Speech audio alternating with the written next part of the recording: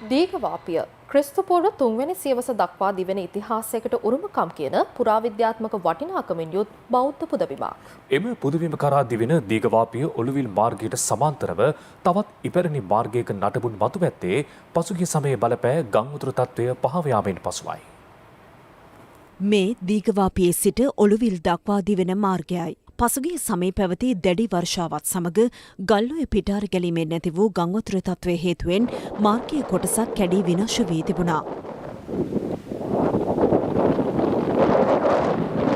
ගංවතුරත් සමග මාර්ගයට යටින් පස්ඝාතනයට ලක්ව තිබූ අතර ඒ සමග දීඝවාපිය ඔළුවිල් මාර්ගයට සමාන්තරව පිහිටි තවත් මාර්ග කොටසක් මතුව තිබෙනවා.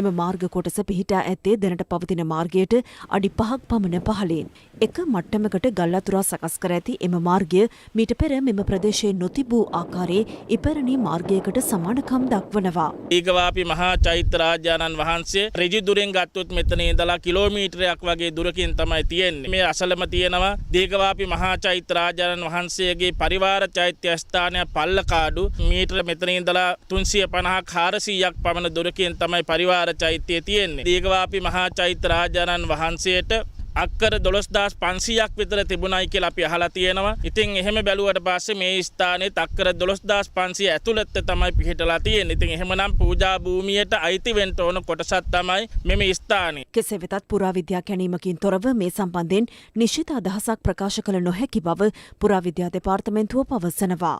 වාරිමාර්ග දෙපාර්තමේන්තුව මෙම ස්ථානයේ ගොඩ කරලා පස් දමලා යට කරන්නට උත්සාහ කරපු අවස්ථාවේ පුරාවිද්‍යා දෙපාර්තමේන්තුවේ මැදිහත් වීම මත මේ වෙනකොට තාවකාලිකව නවත්තලා තියෙනවා. ඉක්මනින්ම මේ ස්ථානයේ කැණීමක් සිදු කරහෝ මේක ඓතිහාසික නටබුන් පිළිබඳව යම් විවරණයක් පැහැදිලි කිරීමක් අපි පුරාවිද්‍යා දෙපාර්තමේන්තුවෙන් බලාපොරොත්තු වෙනවා.